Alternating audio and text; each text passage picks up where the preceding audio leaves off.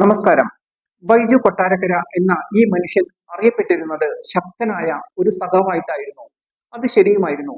CPI-യിൽ നിന്ന് 2019 കോൺഗ്രസിലേക്ക് കൂടുമാറിയ ഈ സംവിധായകൻ ഒരു പ്രസംഗ പുള്ളിയാണ്. പ്രത്യേകിച്ചും കോൺഗ്രസിന്റെ രാഷ്ട്രീയ വേദികളിൽ.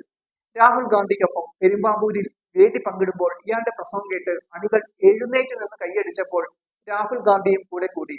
അതിനുശേഷം അവർ തന്നെ മുൻകൈയെടുത്ത് പ്രിയങ്ക ഗാന്ധി കൊട്ടാരക്കരയിൽ വന്നപ്പോൾ ആ വേദിയിലേക്കും പ്രാസംഗികനായി വിട്ടു. പിന്നീട് കാണുന്നത് നൂറുകണക്കിന് വേദികളിൽ ഉമ്മൻചാണ്ടിയോടൊപ്പം, അതുപോലെ PC വിഷ്ണുനാഥ്, ബിന്ദു കൃഷ്ണ, ഫിറോസ്, K ബാബു തുടങ്ങിയവരുടെ എല്ലാം വേദികളിൽ പ്രാസംഗികനായി ബൈജു കൊട്ടാരക്കരയും ഉണ്ടാകും. ആ പേര് കേൾക്കുമ്പോൾ തന്നെ കയ്യടികൾ തുടങ്ങുന്നത് സ്വാഭാവികവും കുറച്ച് തമാശയും കൂടുതൽ ഗൗരവവും.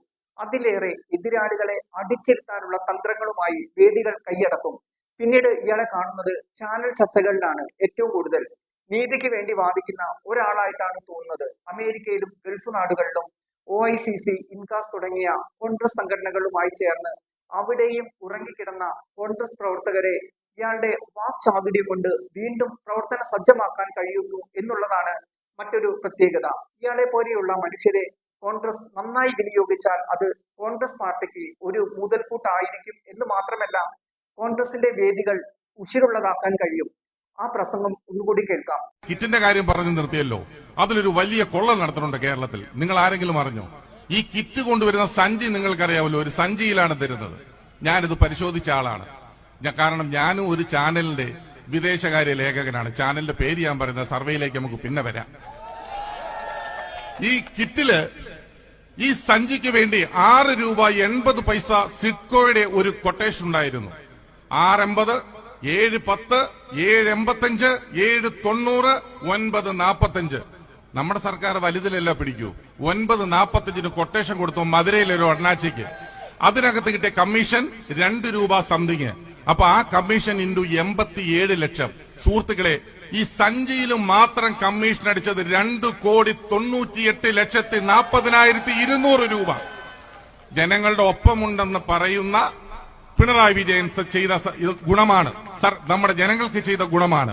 പിന്നെ സഞ്ചിക്കകത്തുള്ള സാധനങ്ങൾ നമ്മുടെ ഈ തിരൂരുള്ള ഏതെങ്കിലും ഒരു പീടികയിൽ ചെന്നിട്ട് ഈ അരിയും ഈ പരിയില്ലല്ലോ, ഈ പയറും പഞ്ചസാരയും ഉൾപ്പെടെയുള്ള സാധനങ്ങൾ 1000 രൂപയുടെ കിറ്റിലെ സാധനങ്ങൾ നിങ്ങളൊന്ന് പരിശോധിച്ചാൽ 766 രൂപയുടെ സാധനങ്ങളേ ഉള്ളൂ.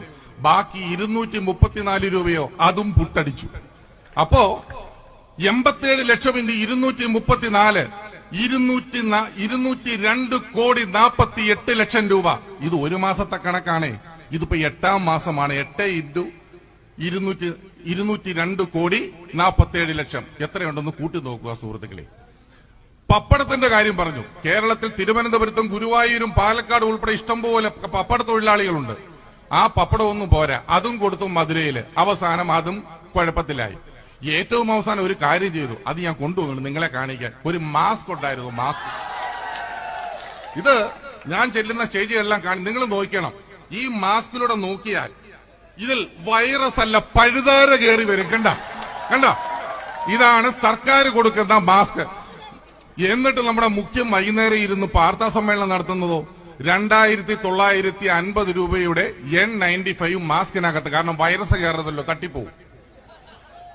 അദ്ദേഹം ചെയ്യുന്നത് അങ്ങനെയാണ്, ബാക്കി മന്ത്രിമാരും ചെയ്യുന്നത് അങ്ങനെയാണ്. പക്ഷെ പാവപ്പെട്ടവന് ഇതാണ് വേണ്ടത്, ഈ മാസ്ക്. പാവപ്പെട്ടവന് എനിക്ക് മറ്റേ മാസ്ക്. അങ്ങനെ ഇതിനും വില 20 രൂപയാണ് ഇട്ടിരിക്കുന്നത്. 2 മാസ്കിന് 2 രൂപ പോലും ഇല്ല. ഇത് കാണുമ്പോ എനിക്കൊരു കാര്യം ഓർമ്മ വരുന്നത് എന്തറിയാമോ? ഞാൻ എറണാകുളത്താണ് താമസിക്കുന്നതെങ്കിലും കുട്ടിക്കാലമെല്ലാം കൊട്ടാരക്കരയായിരുന്നു. അപ്പൊ കൊട്ടാരക്കര എന്റെ വീട്, ഞാൻ വലിയ ജന്മിയായിട്ടൊന്നും ജനിച്ചതല്ല. ബാലകൃഷ്ണപിള്ള സാറിന്റെ മകൻ ഗണേഷ് കുമാർ ഒക്കെ ക്ലാസ്മേറ്റ്സ് ആണ്. ഞങ്ങൾ ഒരുമിച്ച് പഠിച്ച ആളുകളാണ്. ഞാനൊരു പാവപ്പെട്ട വീട്ടിൽ, ഒരു പാടത്തിന്റെ കരയിലുള്ള ഒരു വീട്ടിലായിരുന്നു. അപ്പൊ ഈ